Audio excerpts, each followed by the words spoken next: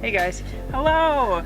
So, we left Glacier a couple days ago and we are actually making our way towards Washington. Well, we have now crossed the border. Spoiler alert. Spoiler alert, we're in Washington. But we're taking about 4 nights to get over to North Cascades National Park. And so we just wanted to kind of share this journey between the two parks. We're traveling on weekdays, work days, so I'm trying to get some work done while we just do kind of short travel days, and we have to be very careful about the service, internet service. There was one day where I had a hard time working from the truck. Basically the day we left Glacier Yeah. and headed toward Idaho. We were in a big, long dead zone. Basically, as soon as we hit the Idaho border from Montana, I suddenly saw a really nice, solid AT&T service. So our first overnight that we spent after we left Glacier was not too far from there. We went to Wild Horse Hot Springs, and we went there because you get to have semi-private individual hot pools. I think they had about 6 or 7 of the type we went in, and then some bigger kind of like large pool looking type tubs that you could also go in. We kind of had mixed feelings about this stop, to be honest.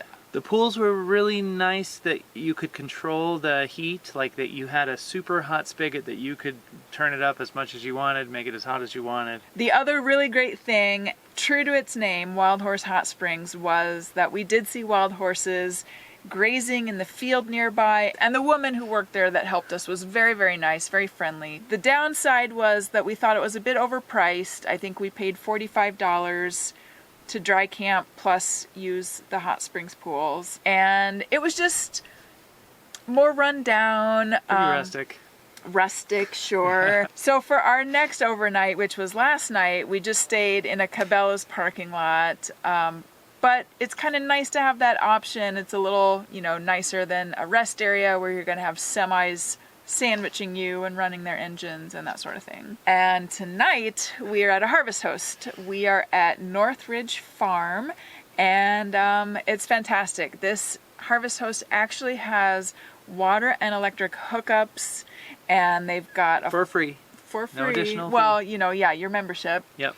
And they have a farm fresh stand, and so we picked up some farm fresh eggs and tomatoes. They let us feed some carrots to the donkeys. Yes, we got to interact with their donkeys, which are the sweetest donkeys. You want to go in with them? Yeah.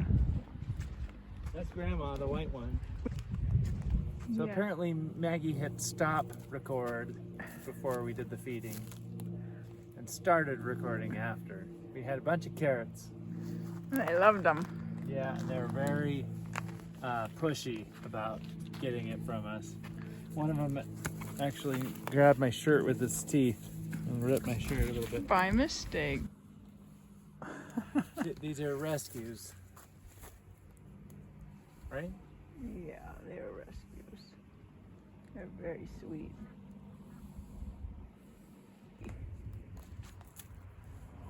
You're making me nervous. The lips are moving a little. Yeah, that's not food. They're kind of posing, aren't they? So it looks like we're gonna have a real peaceful night here at the farm, and looking forward to moving on in the morning. This is our take on huevos rancheros. We're gonna crumble some tortilla chips on there, but we got to take advantage of the fresh eggs and tomatoes that we bought today. We came for lunch here to the Grand Coulee Dam, just about 25 minutes from Northridge Farm. We are kind of in an upper parking lot. There's also a lower lot that's got plenty of RV parking and really nice grassy area with picnic tables. And it's just, I don't know, dams are always quite the engineering wonder. This one was built in the 1930s, and at least in 1980 it supplied the largest amount of hydroelectric power. So, definitely impressive.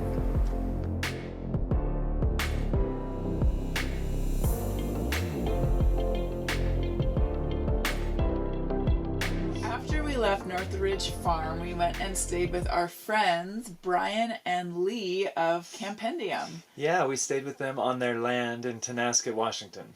Yeah, we had some beautiful views, just unfortunately one quick night to see them, and our friend Kaya was there as well. And then last night we went to the town of Winthrop, Washington, which is just adorable.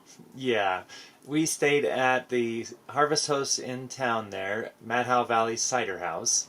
It was just a quick walk into downtown Winthrop to explore that area. Yeah, not even half a mile probably. Yep. And the cider house had great cider. It was rocking during the dinner hour when we were there. But yeah, we walked into town and we got some ice cream. We had Paco with us, and yeah, just charming, just like old westy vibe and just vintage looking. There was a brewery there. We didn't go in because it was super busy, but it was in an old schoolhouse. It was called Old Schoolhouse Brewery. And so, yeah, we have now made it to the North Cascades, and so you'll have to tune in next week to check out all the adventures we have planned in this area. We've never been up here, so we're super pumped. Yeah, super excited to show you guys. Yeah, even just the drive from Winthrop up to the Washington Pass overlook, stunning.